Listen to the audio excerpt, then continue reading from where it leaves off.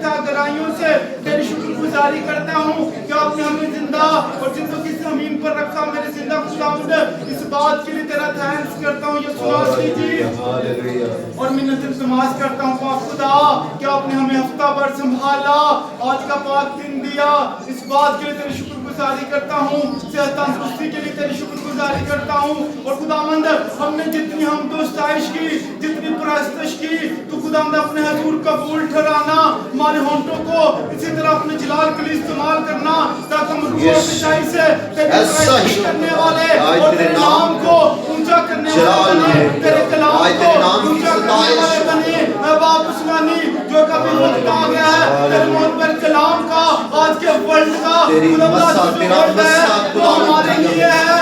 खुदावंद, तेरी हजूरी हमारी जिंदगियों में काम करना, ताकि हम खुदावंद आज का कलाम अपनी जिंदगियों में और अपने दिल की तस्वीर में हर तरह की बीमारियां, कमजोरियां और उस पर अमल करने वाले बने। खुदावंद, मिन्नत करता हूँ तेरे बेटे के लिए, तेरे खादम के लिए, खुदावंद उसे छू और अपने जलाल और अपने कलाम के लिए खुदावंद इसी तरह बड़ा आज का जो कलाम है खुदावंद, उसी में से होके तो हमसे बात करना खुदावंद, ताकि खुदावंद वो नहीं तेरा पाक रूह में से होकर हमसे बात करे और हम उसे रिसीव करें।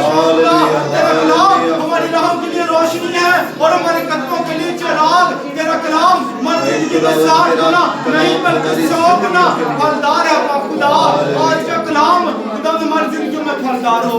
आज के कलाम को खुदावंद हम रिसीव करते हैं, एक एक जान के ऊपर, एक एक रूह के ऊपर खुदावंद रिसीव करते हैं। हम अपने आप को, अपनी जिस्म जान को, अपनी रूह को खुदावंद तेरे हजूर सरेंडर कर देते हैं, तेरे हजूर सरेंडर कर देते हैं, तेरे हजूर सरेंडर करते हैं। और खुदावंद एक एक रूह के ऊपर तेरे पाक रूह का गहरा मसा मांग लेते हैं, ताकि आज का कलाम हम समझे और उस पर अमल करने वाले बने। ऐसा ना खुदावंद कब इब्लीस आए और हमसे चुरा ले जाए। खुदावंद तेरे पाक रूह की आग अपने को और मांग लेते हैं, तेरी इंजन को खुदावंद अपने और मांग लेते हैं, और डेविल की सारी प्लानिंग को हम ब्रेक करते हैं। द नेम ऑफ जीसस, यीशु के नाम से बंधन टूटे और हम तेरे कलाम को रिसीव करने वाले बने। यीशु के नाम से मांग लेते हैं, आमीन आमीन आमीन। खुदावंद आपको बरकत दे मेरे भाई। आए मेरे अजीजों, हम खुदावंद के जिंदगी बख्श कलाम में से यूहन्ना रसूल की मार्फत लिखी गई हमारे खुदावंद यीशु मसीह की अंजील, यूहन्ना रसूल की मार्फत लिखी गई हमारे खुदावंद यीशु मसीह की अंजील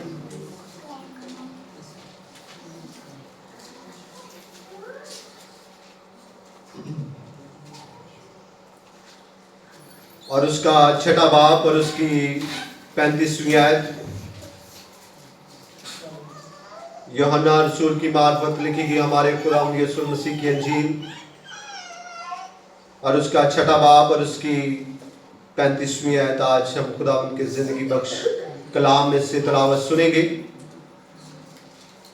मेरी बेटी सहर से गुजारिश है कि वो आए और तिलावत करने में हमारी रहनुमाई करे।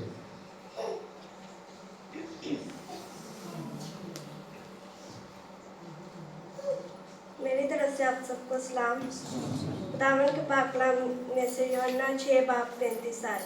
यीशु ने उनसे कहा, जिंदगी की रोटी मैं हूँ, जो मेरे पास आए वो हरगिज़ भूखा ना होगा, और जो मुझ पर ईमान लाए वो कभी प्यासा ना होगा। आमीन।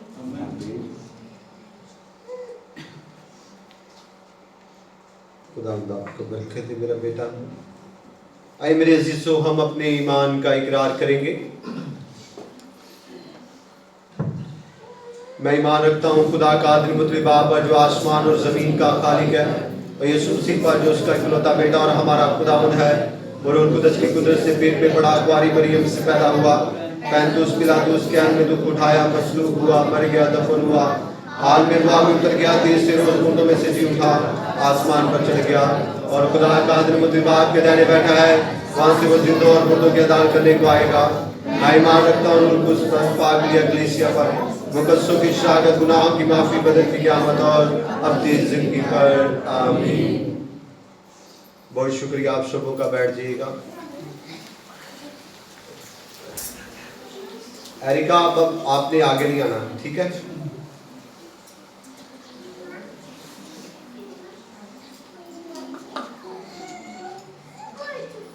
खुदावन के जी जी हाँ जी बहन एक दुआई देना चाहते हैं, मैं दे दे बाजी को। मेरी तरफ से आप सबको सलाम। मैं ये तो नहीं कहती कि मैं बहुत अच्छी हूँ, लेकिन मैं बहुत गुनाहगार हूँ। लेकिन मैंने पिछले हफ्ते इतवार के दिन यहाँ पर बैठ के दुआ की थी कि खुदावंद अपना मौजा दिखा, जो लोग चर्च में नहीं आते उन्हें आने की तौफीक दे। तो खुदावंद ने आज ये मौजा मुझे मेरी आंखों से दिखाया है। मैं बहुत गुनाहगार हूँ। तो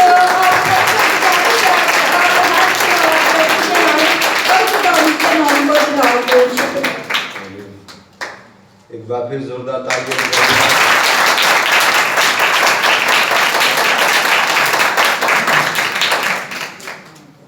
हमारा खुदा जिंदा है और वो अपने लोगों की दुआओं को सुनता है। आज मेरे अजीजों, आज हमने एक छोटा सा एक आयत खुदावंद के हुजूर हमने तिलावत की है। ये आयत बड़ी मशहूर आयत है और यकीनन हम सबों को जुबानी भी आती होगी। ये मेरे मसीहा का बाआवाज़े बुलंद एक दावा है जिस पर हमारा ईमान और तवक्कल है, जिस पर हमारा इत्तेकाद है और हम इस बात पर फख्र करते हैं कि यीशु ने कहा जिंदगी की रोटी में। क्या कहा? ना तो आज से पहले कोई ये अल्फाज अपने मुंह से निकाल सका, ना कोई पैगंबर, ना कोई नबी, ना कोई रसूल, बड़े से बड़ा भी नबी हो, कोई भी ये नहीं कह सका कि मैं जिंदगी की रोटी हूं। ये यीशु ने कहा कि जिंदगी की रोटी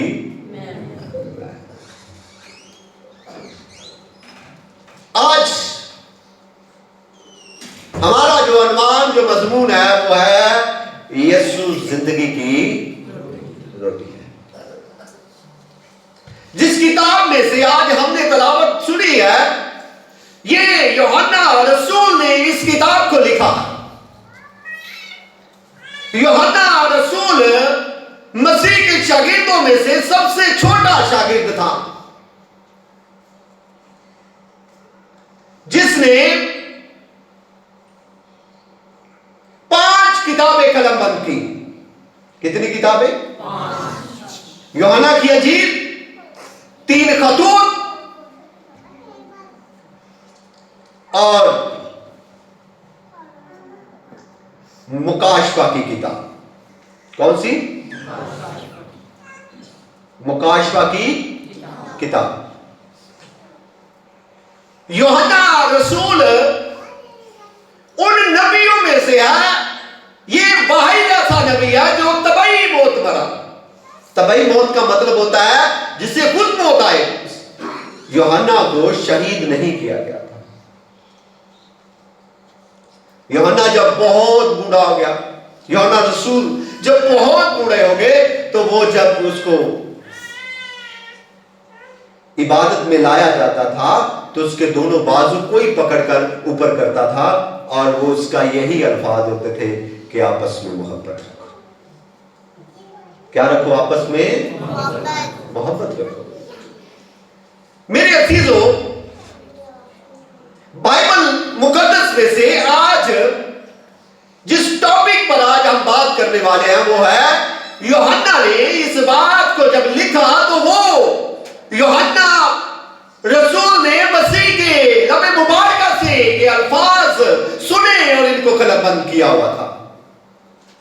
और जो कुछ मेरे मसीहा ने अपने मुंह से कहा, यूहन्ना ने उनको लिखा। और ये बातें कफरनहूम में यीशु ने कही। इससे थोड़ा सा अगर हम पीछे चले जाए तो मसीह ने 5000 लोगों को खाना खिलाया। कितने लोगों को? 5,000 लोगों को खाना खिलाया, और 5,000 लोगों को खाना खिलाने के बाद यीशु वहां से निकल पड़ा। आवाज बेटा कहां चली गई इसकी? वहां से क्या हुआ? निकला, और जो लोग खाना खा चुके थे, थोड़ी सी आवाज कर दो, जो लोग खाना खा चुके थे, क्या हुआ? उन्होंने यीशु का पीछा करना शुरू किया और ढूंढना शुरू किया कि यीशु कहां पर है, और उस जगह पर है जहां पर यीशु ने खाना खिलाया था। उन्होंने देखा कि यीशु तो यहां पर मौजूद नहीं है। उन्होंने, किसी ने बताया कि वो यहां से कफरनहूम में जा चुका है। उन्होंने भी कश्तियां पकड़ी और यीशु के पीछे चल पड़े। किस तरफ चल पड़े? यीशु के पीछे चल पड़े। जब वहां पर पहुंचे तो वो कहने लगे, खुदावंद हम तुझे ढूंढ रहे थे, तू कहां था? यीशु ने कहा कि भाई तुम मुझे ढूंढ रहे ना, तो तुम मुझे इसलिए ढूंढ रहे थे कि मुझे देखो, ना मेरी तालीम की तरफ मतवज्जो थे, ना मेरी तरफ मतवज्जो थे, बल्कि तुम तो मुझे ढूंढ रहे थे किस लिए? खाने के लिए मुझे ढूंढ रहे थे। तुम तो मुझे ढूंढ रहे थे कि अपना पेट भर सको। यीशु ने कहा कि तुम मुझे किस लिए ढूंढ रहे थे? यीशु ने जवाब में कहा, मैं तुमसे सच कहता हूं कि तुम मुझे इसलिए नहीं ढूंढ रहे कि मुझे देखो, बल्कि इसलिए ढूंढ रहे कि रोटियां खाओ। क्या करो? रोटियां खाओ। उन्होंने कहा, यीशु ने कहा, फानी बदन के लिए मेहनत ना करो। आगे क्या लिखा है? यीशु ने जवाब में उनसे कहा, खुदा का काम यह है कि जिसे उसने भेजा है उस पर ईमान लाओ। फिर उन्होंने क्या कहा? उन्होंने कहा, अच्छा तेरे ते ईमान लाया, हमने आसानों कोई मोजदा करके बहा, हमें कोई ऐसा मोजदा दिखा कि हम तुझ पर ईमान ले आए। ना तो उन्होंने कहा कोई मुर्दा जिंदा कर, मेरी बात सुनिएगा, ना तो उन्होंने कहा कोई मुर्दा जिंदा कर, ना किसी कहा कि किसी अंधे को आंखें दे दे, ना ये कहा कि किसी लंगड़े को चला दे, ना ये कहा कि किसी मफलूज को जो है चलना सिखा दे। ये नहीं कहा। उन्होंने कहा कि हमारे अबोजदाद ने बियाबान में मन खाया, सानू भी रोटी खानू देते सी, तेरे ते ईमान। आज बहुत सारी जिंदगियों का ईमान यीशु पर इतना ही होता है। पिछले दिनों मेरी कुछ भाइयों से बात हुई तो एक भाई था, उसमें से वो कहता, मैंने कहा भाई तुसी चर्च जाते हो? कहा नहीं भाई साहब, मैं सच बोलना, मैं नहीं चर्च जाता। हाँ मैं जाना। मैं किथे? कहना जिथे कोई दावत दुवत होए ना, घर कहती शुक्रगुजारी है, रोटी छोटी पकी है, मैं उत्थे जाना। मैं कहां पर जाता हूं? वहीं। भाई हमारी दुआ जो है वो रोटी के पीछे है। मैंने उसको कहा कि भाई चलो हर संडे त्यारे बाद को चौल पकाला करेंगे, तुम साढ़े चर्च भी आ जाए करो। यहां पर कौन से लोग वो शामिल? ये लोग वो थे कि जो मौजदा भी देखना चाहते हैं तो रोटी का। किसका? रोटी का। यीशु ने जवाब में उनसे कहा, जिंदगी की रोटी। अगर तुम रोटी खाना चाहते हो, अगर तुम रोटी खाना चाहते हो तो वो रोटी मैं हूं। वो रोटी क्या कौन सी है? मैं। मेरे असीसों, आज का जो हमारा मजमून, जो अनवान है, वो क्या है? यीशु जिंदगी की रोटी है। आज हम थोड़ा सा इस मजमून पर बात करेंगे, सोचेंगे। बाइबल मुकद्दस में लूका की अंजील और उसके 15वें बाब की 11वीं आयत को से पढ़े तो वहां पर एक मुसरफ बेटे की कहानी मौजूद है। खुदावंद यीशु मसीह ने एक कहानी लोगों तक बयान की कि किसी शख्स के 2 बेटे थे और उन्होंने कहा कि हमारी जायदाद हम में तकसीम कर दे। क्या कर दे? हमारी जायदाद हम में क्या कर दे? तकसीम कर दे। अब वो जायदाद जब तकसीम हो गई तो थोड़े दिन गुजरने के बाद छोटे बेटे ने क्या किया? अपनी जायदाद को लिया, अपने रुपए पैसे को लिया और अपना सारा माल लिया और कहीं दूर जाकर बसेरा कर लिया। और बाइबल मुकद्दस में लिखा है कि उसने अपनी दौलत को ऐशो इशरत में उड़ा दिया, और जब दौलत उड़ गई तो दोस्त भी उड़ गए। जब तक दौलत मौजूद थी दोस्त मौजूद थे, जैसे ही दौलत उड़ी दोस्त भी उड़ गए, और वो यहां तक मोहताज हो गया कि वो किसी इंसान के सूर चराने लगा, और उसे ये था कि मैं जो बालियां सूर खाते हैं उनसे खाकर मैं भी अपना पेट, उसको ये भी मुयस्सर नहीं हो रहा था। फिर उसे याद आया कि मेरे बाप के नौकर इससे अच्छी रोटी खाते हैं, मेरे बाप के नौकर तो इससे अच्छे खाना खाते हैं, और मैं यहां पर सूर चराकर उनकी बातों पर खाने पर गुजारा कर रहा हूं। उसने कहा कि मैं ऐसा करता हूं कि मैं अपने बाप के पास चला जाऊंगा और उसे कहूंगा कि तू मुझे बेटा ही ना बना, मैंने सब कुछ लेकर उड़ा दिया, तू मुझे बेटा ना बना, बल्कि तू मुझे नौकर ही रख ले ताकि मैं रोटी खा सकूं। मेरे शिष्यों, मेरे भाइयों, मेरी बहनों, आज हमारी जिंदगियां, हमारी जानें, हमारी रूहें दो तरह की जिंदगी गुजार रही हैं। हम दो तरह के भूखे हैं, एक दरियावी खुराक के और दूसरे रूहानी खुराक के। किसके खुराक के? रूहानी खुराक के। हम दो तरह की जिंदगी बसर कर रहे हैं। यहां पर इस शख्स के अंदर जो कमजोरी पाई गई, जो चीज पाई गई, जिस चीज की उसने कमजोरी जाहिर की, वो ये थी कि वो अपनी बाप की मोहब्बत से महरूम हो गया, और वो दौलत भी उड़ा चुका और फिर खाने का भी मोहताज हो गया।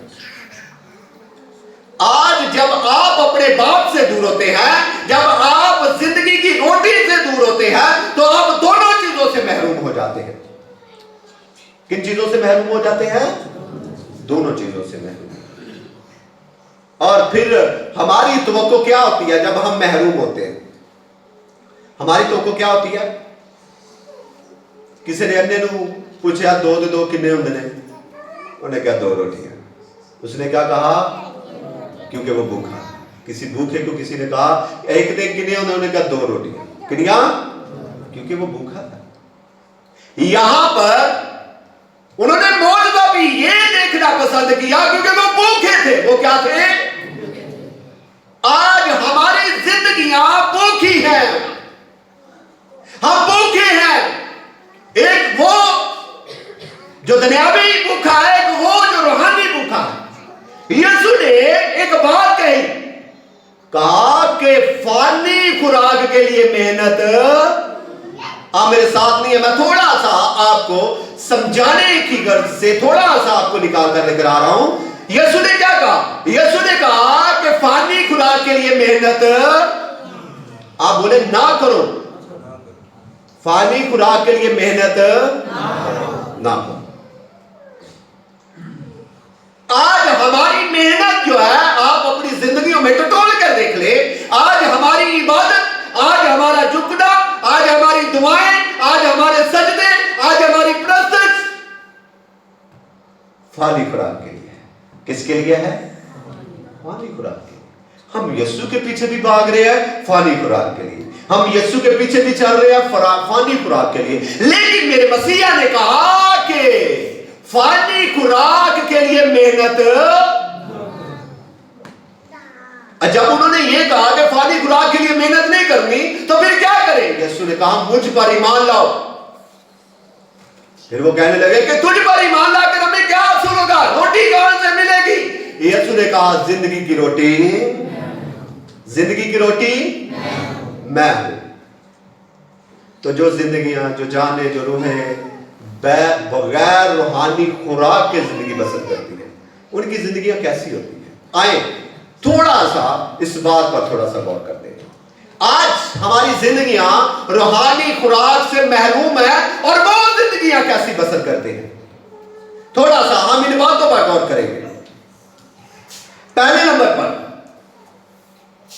जो जिंदगियां रूहानी खुराक से महरूम है, वो दर हकीकत डिप्रेशन का शिकार है। किसका शिकार है? डिप्रेशन का शिकार है। यानी हमारी टेंशनें, हमारी टेंशनें बढ़ रही है ना कि कम हो रही है। हम टेंशनों के नीचे दबे हुए लोग हैं। छोटी छोटी टेंशन हमारे दिमाग पर एक बड़ा बोझ बना रही है। छोटी छोटी टेंशन हमारी टेंशनों और हमारी तबीयत पर एक असर छोड़ रही है। क्यों? क्योंकि हमारी रूहानी खुराक महरूम है। हमारी रूहानी खुराक क्या है? महरूम है, क्योंकि हम रूहानी खुराक से महरूम हैं। दूसरी बात, जब हम रूह में कमजोर हैं, हमारी रूह कमजोर है, तो फिर हम मोहब्बत से खाली हैं। हम मोहब्बत से क्या हैं? हमारे अंदर मोहब्बत नहीं है, क्योंकि खुदा का रूह हमें क्या सिखाता है? मोहब्बत, मिलाप। क्या सिखाता है? मिलाप सिखाता है, मोहब्बत सिखाता है। और जो लोग, जो जिंदगियां मोहब्बत से, रूह जिनकी कमजोर है, जिनके अंदर हकीकी रोटी मौजूद नहीं है, उनके अंदर रूहानी खुराक की कमजोरी की वजह से हम मोहब्बत से भी खाली हैं। तो मोहब्बत से क्या है? खाली है। तीसरी बात जो यहां पर करने वाला वो ये है, जो जिनकी रूह कमजोर है वो यीशु का इनकार भी कर देते हैं। वो यीशु का क्या कर देते हैं? पतरस ने क्या कहा? जिसने मोजज़े देखे, जिसने ये कहा जिंदगी की बातें तो तेरे पास है, मैं किसके पास जाऊं? जिसने मोजज़े देखे, जिसने मुर्दों को जिंदा होते देखा, वो कहने लगा मैं इसे नहीं जानता, मेरी इससे कोई वाकफियत नहीं है। तुम कैसी बातें कर रहे हो? क्योंकि उसकी रूह कमजोर थी। उसकी रूह क्या थी? कमजोर थी। आज जब हम भी फंसे होते हैं, जब हमारे ऊपर भी एक बड़ा बोझ होता है और हम उस बोझ से, उस तकलीफ से निकलने के लिए मसीह का इनकार कर देते हैं। मसीह का क्या कर देते हैं? जिते सानू पता लगे ना इतने साडे नाल बड़ी रहा होनी है, सानू इतने गिलास च पानी नहीं लभना ते असीं पै उत्थे मूंह च पावांगे ना, इत्थे इन्हां नूं की दस्सण दी जरूरत है मैं मसीह हां। मैं, बहुत सारे लोग फखर से कहेंगे, बेशक हमें तकलीफ ही सहनी क्यों ना पड़े, हम फखर से कहेंगे हम मसीही हैं। हम क्या हैं? लेकिन जो तकलीफ को देख कर कहता है जे अगर मैं मसीह थे कह देता तो मैनू ऐ मुश्किलात पेश आ गया, इसलिए दसन की जरूरत है मैं मसीह हां। मेरे अजीजों, वो तकलीफ में आकर, क्योंकि उनके अंदर रूह क्या है? कमजोर है। उनके अंदर रूह क्या है? कमजोर रूह है। मेरे अजीजों, मैं आपको ये बताना चाहता हूं, जो कमजोर रूह वाले होते हैं वो बुड़बुड़ाते हैं। वो क्या करते हैं? बुड़बुड़ाते हैं। रोटी नहीं लभी, खुदावंद तू साडे ते मुसीबत ले आके रखी है। आ दुनिया दी सारी मुसीबत साडे वास्ते ने, आ दुनिया दे उत्ते होर भी ते लोग वसदे ने, कि साडे वास्ते मुसीबतां ने। वो बुड़बुड़ाएंगे। वो क्या करेंगे? बुड़बुड़ाएंगे। वो खुदा के सामने, खुदा के हुजूर बुड़बुड़ाएंगे, क्योंकि उनकी रूह क्या है? उनकी रूह क्या है? कमजोर रूह है। और आखिरी बात करने वाला हूं कि जो कमजोर रूह वाला है वो हमेशा अबलीस के हाथ में है। किसके हाथ में है? आप कभी भी अबलीस से छूट नहीं सकते अगर आपकी जिंदगी, आपकी रूह मजबूत नहीं है। तो ये बातें जो मैंने आज अभी इस वक्त कही हैं, रूह को मजबूत करने के लिए, ताजगी बख्शने के लिए, आपकी रूह ताजा हो जाए, मजबूत हो जाए, क्या करना चाहिए? क्या करना चाहिए? बुलंद आवाज से कहिएगा, क्या करना चाहिए? दुआ करनी चाहिए। आए मेरे साथ हवाला निकालेंगे। हिजकिय्याह की किताब और उसका 3 बाब और उसकी 3 आयत। हिजकिय्याह की किताब और उसका 3 बाब और उसकी 3 आयत में क्या लिखा है?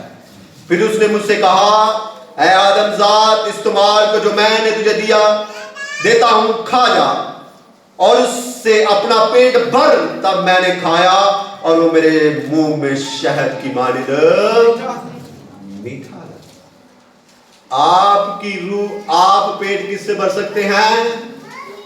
आवाज़ बुलंद जब मैं कहूं तो बोलिएगा। आप पेट किससे भर सकते हैं? ऊंची आवाज में बोलेंगे। आप पेट किससे भर सकते हैं? कलाम से। यहां पर हिजकिय्याह नबी ने कहा कि मैं अपना पेट किससे भरूंगा? तेरे कलाम से से खुदा ने कहा कि ये कलाम जो मैंने तुझे दिया है इसे खा जा, इसे क्या कर दे, खा जा और इससे अपना पेट भर, इससे अपना क्या कर, पेट भर। मैं वहीं पर आपको अपने मजमून की तरफ लेकर जाऊंगा। फिर यिर्मयाह 15 बाब 16 आयत, तेरा कलाम मिला और मैंने उसे नोश किया और तेरी बातें मेरे दिल में खुशी और खुरमी, यानी क्योंकि ऐ खुदावंद रब्बुल फाज तेरे नाम से कहलाता हूं। नोश का मतलब होता है खुशगवार आबे हयात शहर।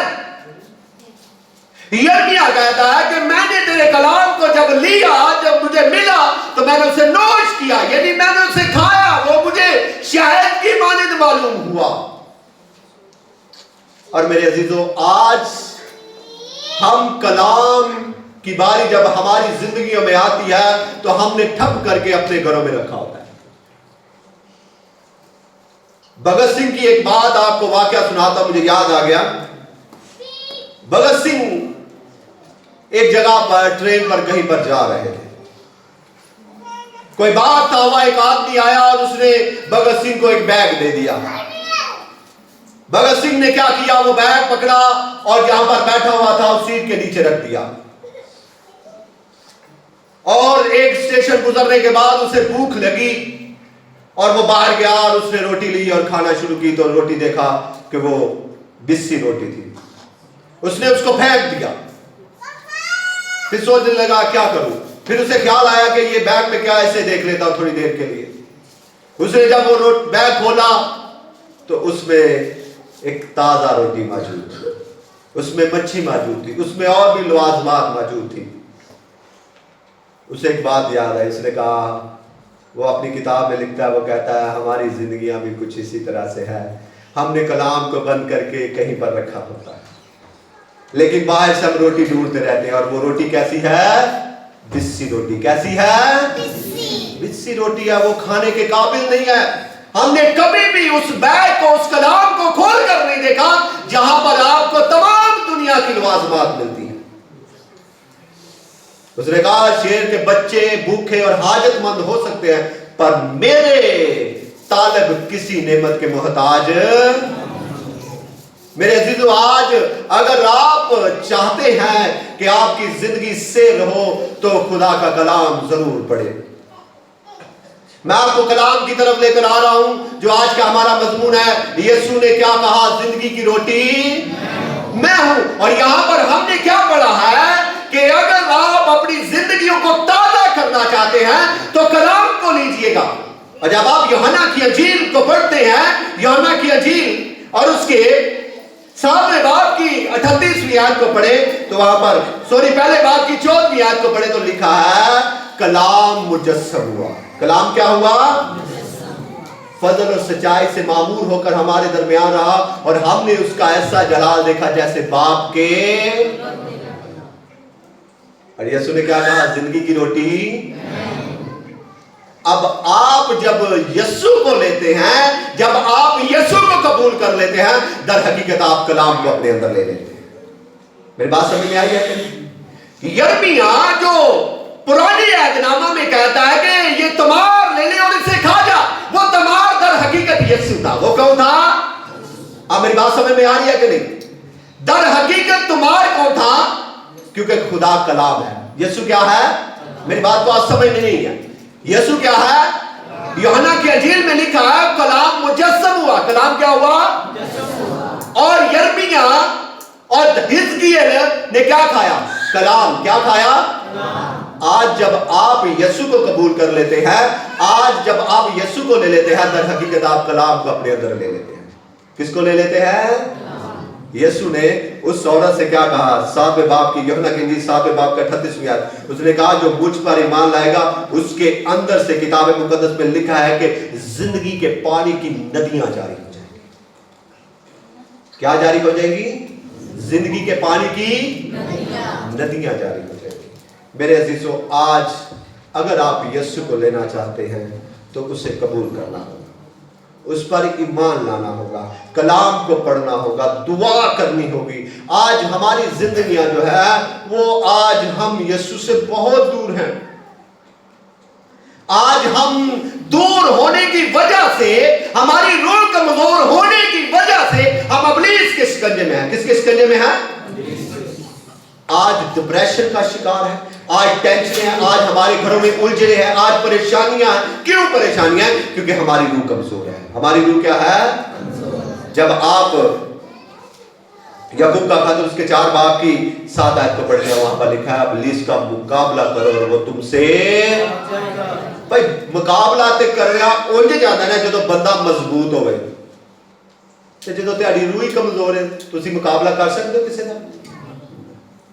इसलिए रूह को मजबूत करने के लिए खुदा का कलाम पढ़िए, रूह को मजबूत करने के लिए दुआ कीजिएगा। यीशु मसीह ने अपने शागिर्दों से कहा दुआ करो ताकि आजमाइश में ना करो। आज हमारी जिंदगियां अगर आजमाइश से बचना चाहती हैं, अगर इब्लीस के शिकंजे से निकलना चाहती हैं, तो यीशु ने बाआवाज़ बुलंद कहा है जिंदगी की रोटी मैं हूं। जिंदगी की रोटी अगर जो कोई उस पर ईमान ले आए को मर भी जाए तो भी जिंदा है, और मेरा यीशु जिंदा है, इसलिए उसने कहा तुम भी जिंदा रहोगे। मेरे अजीजों, आज हमें चाहिए कि हम यीशु को कबूल कर लें, उसे शख्सी तौर पर कबूल कर लें। उसको शख्सी तौर पर जब हम कबूल कर लेंगे तो मेरे अजीजों हमारी जिंदगियों से तमाम परेशानियां, तमाम उलझने, तमाम टेंशनें दूर हो जाएंगी, क्योंकि उसका वादा है ऐ थके मांदो बोझ से दबे हुए लोगों सब मेरे पास आओ, मैं तुम्हें जिंदगी का आराम दूंगा। आज खुदा चाहता है कि हम उसे कबूल करें, क्योंकि उसने यीशु ने कहा कि खुदावंद की मर्जी ये है कि तुम मुझ पर ईमान ले आओ, क्योंकि जिंदगी की रोटी मैं हूं। आइए मेरे अजीजों, हमें खुदावंद को कबूल करना चाहिए। आइए हम अपने सर को झुकाएंगे और दुआ करेंगे, खुदावंद आज मैं तुझे कबूल करता हूँ, आज मैं तुझे कबूल करता हूँ, आज मैं तेरे सामने अपने आप को सरेंडर करता हूँ। खुदावंद कहता हूँ कि तू मेरी जिंदगी को अपने हुजूर कबूल कर, क्योंकि तू जिंदगी की रोटी है, तू जिंदगी का पानी है, तू आबे हयात है, तू ऐ खुदावंद जी हमारी जिंदगी का दरवाजा है। ऐ खुदावंद जी हम तेरे हुजूर दुआ करते, आए अपनी आंखों को बंद कर लेंगे और अपने दिलों में दुआ करना शुरू करेंगे कि खुदावंद हम तुझे कबूल करते हैं, हम अपनी जिंदगियों को तेरे सपुर्द कर देते हैं और दुआ करते हैं खुदावंद तू हमें बदल दे ताकि हम तेरे नाम को चला दे सके। Hallelujah, hallelujah. मेरी गुजारिश आज के कलाम के लिए दुआ भाई आसिफ के साथ मिलकर